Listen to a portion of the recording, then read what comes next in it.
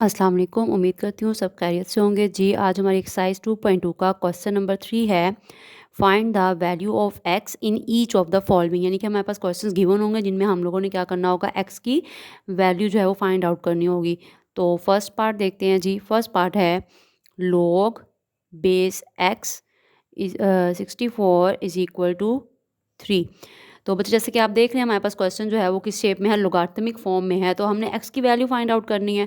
तो पहले हम लाजिम बात है log हटाएंगे तभी हम एक्स की वैल्यू फाइंड आउट कर सकेंगे ना। तो इसके लिए हमें क्या करना होगा, हमें इसको एक्सपोनेंशियल फॉर्म में कन्वर्ट करना होगा। तो जब हम इसे एक्सपोनेंशियल फॉर्म में कन्वर्ट करेंगे तो जो कि जिसकी मैथमेटिकल जो शेप है वो कुछ इस तरीके से हो जाएगी, B power Y is equal to X. इस तरीके से जो है वो उसकी फॉर्म बनेगी। तो यहाँ पे क्या हो जाएगा, एक्स जो है वो बड़ा हो जाएगा, पावर में 3 आ जाएगा, इज इक्वल टू 64। अब बच्चे यहाँ पे हमने क्या करना है, हमने x की वैल्यू फाइंड आउट करनी है। तो यहाँ पे इसकी जो x की जो पावर है वो 3 है, जबकि दूसरी तरफ क्या है, 64 है। तो हम लोग क्या करते हैं कि जो वेरिएबल है वो तो हम लेट नहीं ना कर सकते, ना ही उसे किसी से मल्टीप्लाई या डिवाइड करके हम न्यू कोई वेरिएबल निकाल सकते हैं, ऐसा तो नहीं कर सकते। तो हाँ, लेकिन हम 64 को सॉल्व कर सकते हैं, यानी उसकी पावर में हम 3 ला सकते हैं। ठीक है, हमने क्या करना है कि ये जो पावर होती है ना वो हमने दोनों साइड्स की सेम करनी होती है। या अगर तो वेरिएबल जो है वो पावर की शेप में है तो फिर हमें बेस सेम करनी होती है, और अगर पावर जो है वो एक्सपोनेंट की शेप में होती है तो फिर हमें दोनों तरफ जो है वो सेम सेम करनी होती है। ठीक है, अभी जो मैंने बात की मैं आपको लिख के दिखाऊंगी तो आप लोगों को समझ आ जाएगा मैं क्या कह रही हूँ। ठीक है, अब यहाँ पे एक्स की जो पावर है वो 3 है, तो यहाँ पे 64 है। तो मुझे क्या करना है कि मुझे कोई नंबर ऐसा लेना है जिसको मैं 3 टाइम्स उसी नंबर से मल्टीप्लाई करूँ तो मेरे पास 64 जो है वो आंसर आता हो। ठीक है, मतलब कि मुझे 64 का परफेक्ट क्यूब जो है वो मालूम करना है। तो वो क्या है, ये जो x की पावर 3 है वो तो एज इट इज़ आ जाएगा। अगर मैं 4 को 3 टाइम्स 4 से ही मल्टीप्लाई करती हूँ ना तो मेरे पास 64 का आंसर आ जाता है। ठीक है, अब इसमें क्या होता है, यहाँ मैथ के रूल के मुताबिक अगर आपकी दोनों जो साइड्स हैं उनकी बेस अगर तो इक्वल है ना, सॉरी, अगर पावर्स दोनों जो हैं वो सेम है तो ऑटोमेटिकली जो उन लोगों की बेस है ना वो भी सेम होंगी। ठीक है, और अगर आपकी बेस सेम है तो ऑटोमेटिकली आपकी पावर्स भी क्या होंगी, वो सेम होंगी, वो इक्वल ही होंगी। तो अगर आप इस क्वेश्चन में देखते हैं तो दोनों की जो पावर्स हैं दोनों साइड्स की, इधर भी 3 है और इधर भी 3 है, तो ऑटोमेटिकली जो इन दोनों की जो बेस है वो भी आपस में क्या होंगी, वो इक्वल होंगी। तो हम सिंपल जो सेम होता है उसको इग्नोर करके जो दूसरी दो अमाउंट होती हैं उनको लिख लेते हैं। तो x इज इक्वल टू 4। तो ये बच्चे आपका जो फर्स्ट पार्ट है उसका आंसर आ गया। ठीक है, चलें सेकंड पार्ट देखते हैं जी। सेकंड पार्ट है log base 5 1 is equal to x। तो क्या करेंगे, 5 को बड़ा कर दिया, इधर आ गया x इज इक्वल टू 1। ठीक है, ये हमने एक्सपोनेंशियल फॉर्म में कन्वर्ट कर दिया। अब बच्चे जैसे कि हमें मालूम है किसी भी कांस्टेंट नंबर की अगर पावर 0 होती है तो उसका आंसर किसके बराबर आता है, 1 के बराबर आता है। किसी भी, ये एक ही जगह कोई भी आप नंबर कर सकते हो, और अगर उस नंबर की पावर 0 है तो ऑटोमेटिकली आंसर किस पे कन्वर्ट हो जाएगा, 1 पे कन्वर्ट हो जाएगा। ठीक है, अब अगर आप देखें तो यहाँ पे जो बेस है वो 5 है और पावर में x है, तो अब मैं पावर का तो कुछ नहीं कर सकती, हाँ बेस को कुछ इस तरीके से करना होगा कि मुझे 5 लाना है। ठीक है, और 5 भी लाना है लेकिन आंसर तो मेरे पास इसी शेप में आना चाहिए। तो मैं क्या करूँगी, ये 5 पावर x वैसे ही आ जाएगा। अभी मैंने बताया कि अगर किसी भी कांस्टेंट नंबर की पावर 0 करें, ठीक है, अब मुझे बेस सेम चाहिए तो मैं क्या करूँगी, 5 की पावर 0 कर दूंगी। तो जब मैं 5 की पावर 0 करूँगी तो वो किसके बराबर होगा, 1 के बराबर होगा। तो इसमें कोई फ़र्क नहीं पड़ता। ठीक है, तो अब जब दोनों की बेस क्या है, सेम है, तो ऑटोमेटिकली दोनों की जो पावर्स हैं वो आपस में क्या हो जाएंगी, इक्वल हो जाएंगी। तो x इज इक्वल टू 0, ये इसका आंसर आ जाएगा। चलें जी, थर्ड पार्ट देख लेते हैं। तो थर्ड पार्ट है हमारे पास log base x 8 is equal to 1। तो क्या बनेगा, x की पावर 1 इज इक्वल टू 8। तो ये बच्चे सिंपल सीधा सीधा ही आंसर आ गया। x की पावर 1 करेंगे तो x ही आएगा, तो इसमें हमें कुछ भी और सिंप्लीफाई करने की ज़रूरत नहीं है, ये आपका आंसर आ गया। ओके, फोर्थ पार्ट देख लेते हैं जी। फोर्थ पार्ट है log base 10 x is equal to -3। तो क्या करेंगे, 10 पावर में आ जाएगा -3 इज इक्वल टू x।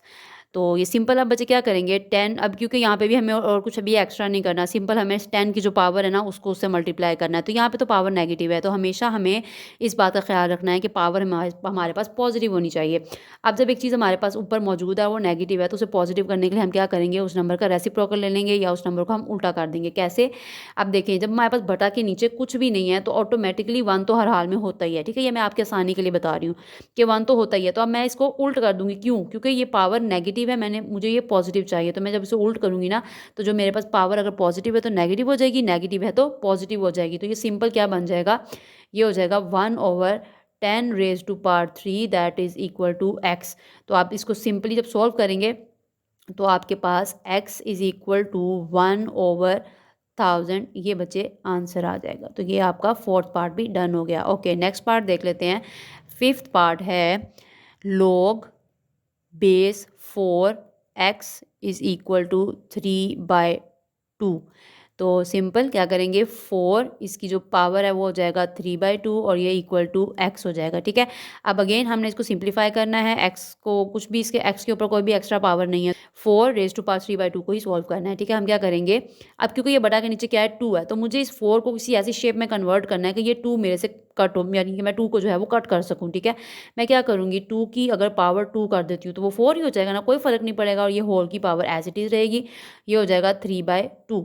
अब अगर इसमें अब हम क्या करते हैं कि जब हमारे पास एक टाइम पे सेम टाइम पे दो पावर्स इकट्ठी आ जाती हैं ना, तो उनको हम डायरेक्ट आपस में मल्टीप्लाई कर देते हैं, यानी कि इस तरीके से बन जाएगा 2 × 3/2।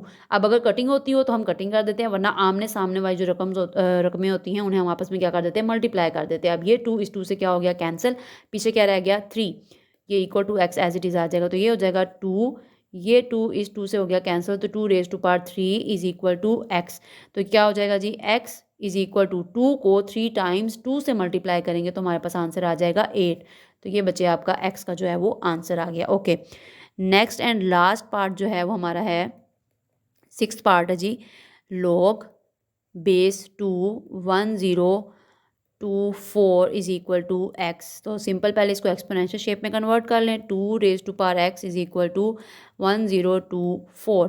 तो देखें बच्चे जी, यहाँ पे हमारे पास जो बेस है वो 2 है और पावर क्या है, x है। तो ये हमारे पास सीधा सीधा नंबर है, तो हमें क्या करना होगा कि बेस में हमें 2 चाहिए है, ठीक है, तभी फिर हम लोग उनको आपस में इक्वल कर सकें। तो सीधा सीधा हम क्या करते हैं कि यहाँ पे 1024 जो है इसका एलसीएम ले लेते हैं। ठीक है, तो 1024 का जब हमने एलसीएम लिया तो वो कुछ इस तरीके से बनेगा, 2 5 द 10, 2 1 द 2, 2 द 4, 2 2 द 4 और 2 6 द 12, 2 1 द 2, 0 नीचे, बल्कि नहीं ये हो जाएगा 2 2 द 4, एक 1 जो है वो कैरी चला गया था, 2 5 द 10 हो जाएगा, सॉरी बच्चे, और 2 6 द 12 हो जाएगा, 2 1 द 2, 2 2 द 4, 1 इधर आ गया तो 2 8 द 16 हो जाएगा, 2 6 द 12, 2 4 द 8 हो जाएगा, 2 3 द 6, 2 2 द 4 हो जाएगा, और इसमें आ जाएगा 2 1 द 2, 2 6 द 12 हो जाएगा, 2 8 द 16, 2 4 द 8 और 2 2 द 4, 2 1 द 2। ये जो है आपका इस तरीके से एलसीएम हो जाएगा। अब अगर आप ये 2 सारे काउंट करेंगे ना तो आपके पास 10 टाइम्स ये 2 आएंगे। तो हम यहाँ पे लिख देते हैं 2 raise to power X is equal to 2 raise to power 10। ये जो सारे 2 हैं इन्हें काउंट करके हमने यहाँ पे 1 टाइम कॉमन ले लिया और सारे जितने भी 2 थे ना उनको पावर की शेप में लिख दिया। अब अगर आप देखें तो दोनों की बेस क्या है, सेम है ना, तो ऑटोमेटिकली पावर क्या हो जाएगी, इक्वल हो जाएगी। तो x इज़ इक्वल टू 10। तो ये बच्चे आपका जो लास्ट पार्ट है वो भी सोल्व हो गया। तो ये हमारा एक्सरसाइज 2.2 का क्वेश्चन नंबर 3 था। उम्मीद करती हूँ आपको समझ आ गई होगी। अगर नहीं समझ आई तो आप कमेंट में पूछ सकते हैं। ओके जी, थैंक यू, अल्लाह हाफिज़।